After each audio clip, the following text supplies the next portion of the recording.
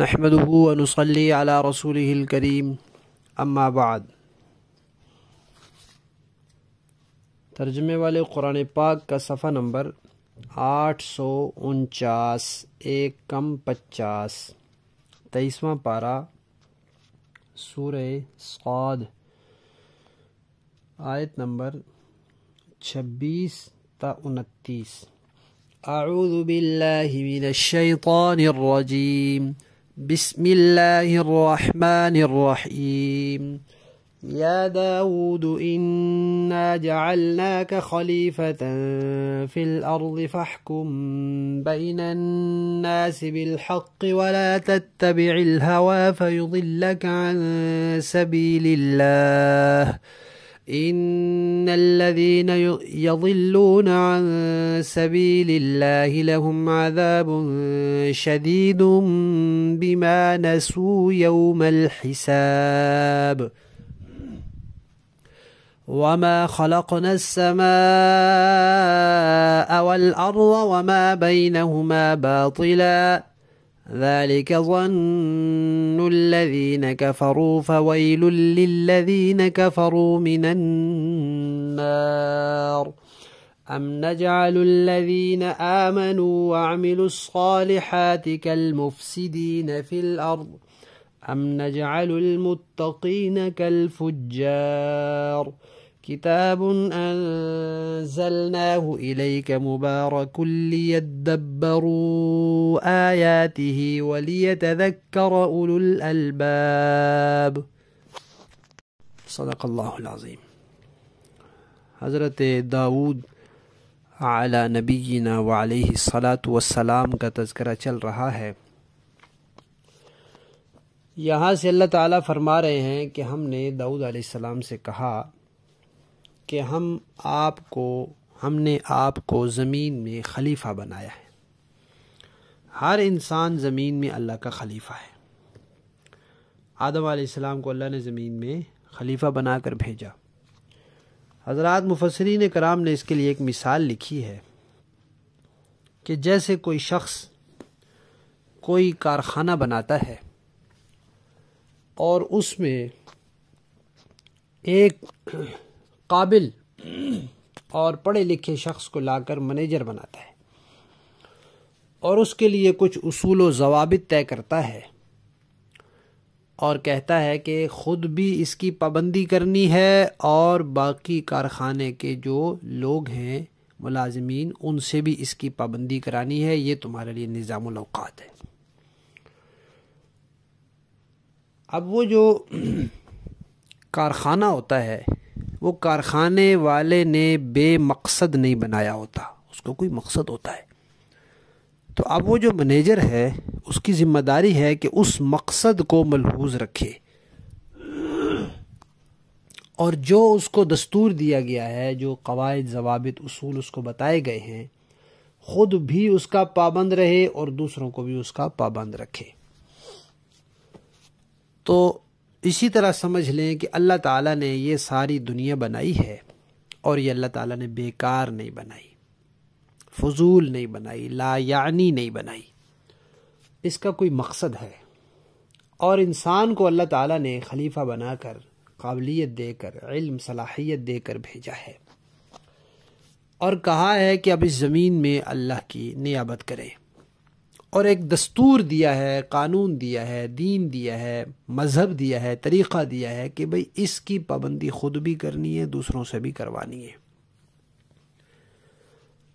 تو اللہ تعالیٰ نے داؤد علیہ السلام سے فرمایا کہ آپ کو ہم نے زمین میں خلیفہ بنایا ہے، اب آپ زمین میں لوگوں کے درمیان ٹھیک ٹھیک فیصلے کریں، برحق فیصلے کریں اور اپنی خواہش نفس کے پیچھے نہ چلیں۔ نبی تو خواہش نفس کے پیچھے چل ہی نہیں سکتا، لیکن تنبیہ کی ہے نبی کو کہہ کر امت کو بتایا جاتا ہے کہ جو شخص خواہش نفسانی کے پیچھے لگ گیا بس وہ تباہ ہو گیا۔ اللہ تعالیٰ فرما رہے ہیں، داؤد علیہ السلام کو اللہ نے کہا کہ اگر آپ خواہش نفس کے پیچھے لگ جائیں گے تو وہ آپ کو اللہ کے راستے سے ہٹا دے گی۔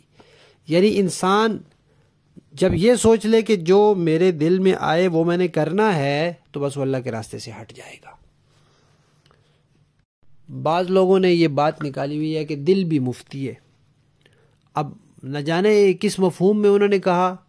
اگر یہ مفہوم ہے کہ جو بات آپ کا دل صحیح کہہ رہا ہے وہ اس کو کر لیں، جس کو دل صحیح کہہ رہا ہے وہ کر لیں، تو یہی تو خواہش نفسانی ہے، اور یہ اللہ کے راستے سے انسان کو دور کر دیتی ہے. اور پھر اللہ کے راستے سے دور ہونے کا نقصان کیا ہے؟ فرمایا کہ ایسے لوگ، ان کے لیے سخت عذاب ہے. وجہ کیا ہے؟ انہوں نے حساب کے دن کو بھلا دیا تھا. اگر یہ حساب کے دن کو یاد رکھتے تو یہ دنیا میں منمانیاں نہ کرتے. مدارس میں، اسکولوں میں، یونیورسٹیوں میں، کالجوں میں نصاب بنایا جاتا ہے اور وہ نصاب پڑھایا جاتا ہے، اور پھر ایک دن اس کا امتحان لیا جاتا ہے. تو جو طالب علم امتحان کے دن کو بھلا دیتا ہے وہ کوئی محنت نہیں کرتا، وہ پرواہ نہیں کرتا، اور جو اس کو یاد رکھتا ہے وہ تیاری کرتا ہے، وہ محنت کرتا ہے، وہ پڑھتا ہے. تو قیامت کا دن جو حساب کا دن ہے، اللہ تعالیٰ نے داؤد علیہ السلام کو فرمایا کہ آپ لوگوں کے درمیان انصاف کے ساتھ فیصلہ کریں. جب اللہ ان کو کہہ رہے ہیں انصاف کے ساتھ فیصلہ کریں، تو اللہ فرماتے ہیں ہم خود بھی انصاف سے فیصلہ کریں گے. اور اب آپ دیکھیں دنیا میں کوئی شریف ہے، کوئی شریر ہے، کوئی بدماشی کے ساتھ اور شرارتوں کے ساتھ اور لوگوں کے حق کھانے کے ساتھ زندگی گزار رہا ہے، اور ایک ہے جو شرافت کے ساتھ، مسکنت کے ساتھ، لوگوں کے حقوق ادا کرنے کے ساتھ زندگی گزار رہا ہے. تو کیا ان دونوں کو ایک ہی حال پر چھوڑ دینا یہ انصاف ہے؟ اللہ فرماتے ہیں نہیں. ایک آدمی پرہیزگاری کے ساتھ، تقوی کے ساتھ زندگی گزار رہا ہے، اور دوسرا بدکاری کے ساتھ زندگی گزار رہا ہے. کیا ان دونوں کو ایک ہی نتیجہ پر چھوڑ دینا، کیا یہ انصاف ہے؟ فرمایا نہیں. تو جب یہ انصاف نہیں ہے تو پھر انصاف ہوگا کیسے؟ ہوگا کہ نیک کو اس کی نیکیوں کا اچھا صلہ ملے گا اور بد کو اس کی برائیوں کا برا صلہ ملے گا. یہ آخرت کی دلیل ہے، یہ ضرورت ہے آخرت کی کہ اللہ نے آخرت کا دن کیوں رکھا ہے؟ انصاف کے لیے رکھا ہے، ورنہ تو ناانصافی ہو جاتی.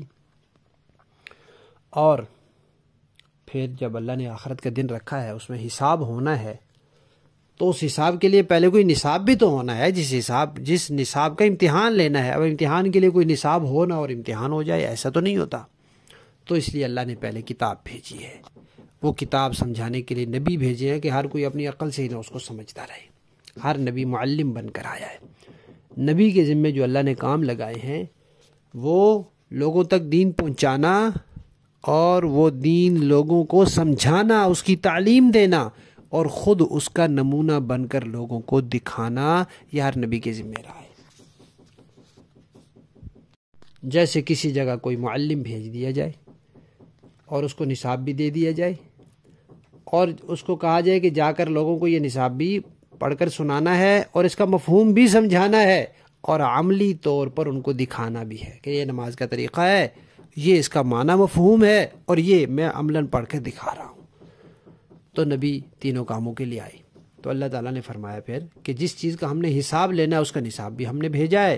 تو وہ نصاب یہی کتاب ہے، یہ ہم نے آپ کی طرف اتاری ہے. یہ بڑی برکت والی کتاب ہے، اور اس کا مقصد صرف برکتیں حاصل کرنا نہیں ہے، یہ اس لیے تاکہ لوگ اس میں غور و فکر کریں، تدبر کریں، اور عقل والے لوگ اس سے نصیحت حاصل کریں. کوئی احکامات واضح نہیں ہے تو وہ اجتہاد کے ذریعے اس سے اخذ کریں، اور جو اجتہاد نہیں کر سکتے وہ ان کی تقلید کر کے ان پر عمل کریں، تاکہ ہم قرآن پر عمل والے ہوں. درمیان میں اللہ تعالیٰ نے یہ جملہ فرمایا ہے کہ آسمان و زمین کو اللہ نے بیکار نہیں پیدا کیا. یہ تو ان لوگوں کا خیال ہے جو کافر ہیں، اور کافر ان کی تو بڑی تباہی ہے، دوزخ میں ڈالے جائیں گے. لیکن جو نیک لوگ ہیں اور جو فساد مچانے والے ہیں، کیا ہم ان کو برابر کر دیں گے؟ ایسا نہیں ہوگا. تقوی والوں کو اور بدکاروں کو برابر کر دیں گے؟ ایسا نہیں ہوگا. ہمارے یہاں انصاف ہوگا، اور اس انصاف کے لیے حساب ہوگا. اس حساب کے لیے نصاب ہے، وہ نصاب یہ قرآن ہے. لفظی معنی دیکھیے، یا داود، اے داود، انا جعلناک، بے شک ہم نے بنایا آپ کو، خلیفتاً، خلیفہ نائب، فی الارض، زمین میں. فاحکم، آپ فیصلہ کیجئے، بین الناس، لوگوں کے درمیان، بالحق، ٹھیک ٹھیک. ولا تتبع، اور نہ پیروی کیجیے الہوا نفسانی خواہش کی، فیضلک ورنہ وہ بھٹکا دے گی آپ کو، عن سبیل اللہ اللہ کے راستے سے۔ ان الذین بے شک جو لوگ یضلون بھٹک جاتے ہیں، عن سبیل اللہ اللہ کے راستے سے، لہم ان کے لیے عذاب عذاب ہے، شدید سخت، بما نسوا یوم الحساب اس لیے کہ بھلا دیا انہوں نے حساب کا دن۔ وما خلقنا السماء ما نہیں، خلقنا ہم نے پیدا کیا، السماء آسمان کو، والارض زمین کو، وما اور اس سب کو، بینہما جو آسمان و زمین کے درمیان ہے، باطلا بیکار، یعنی آسمان اور زمین اور درمیانی چیزوں کو ہم نے بیکار پیدا نہیں کیا، فضول پیدا نہیں کیا۔ ذالکا یہ تو ظن یہ گمان ہے، الذین ان لوگوں کا، کفروا جنہوں نے کفر اپنایا ہے، وہ سمجھتے ہیں یہ بیکار ہے۔ کیا بھلا کوئی کارخانہ بیکار لگاتا ہے؟ فضول کوئی نہیں لگاتا، تو اتنی بڑی دنیا اللہ نے بیکار بنا دی۔ فویل تباہی ہے، للذین ان لوگوں کے لیے، کفروا جنہوں نے کفر اختیار کیا، من النار آگ کی شکل میں۔ ام نجعل الذین کیا ہم کر دیں گے ان لوگوں کو، آمنو جو ایمان لائے، وعملوا اور انہوں نے عمل کیا، صالحات اچھے، ان کو کل مفسدین ان لوگوں کی طرح جو فساد مچانے والے ہیں، فی الارض زمین میں، ہم ایمان اور نیک عمل والوں کو زمین میں فساد مچانے والوں کے برابر کر دیں گے؟ نہیں۔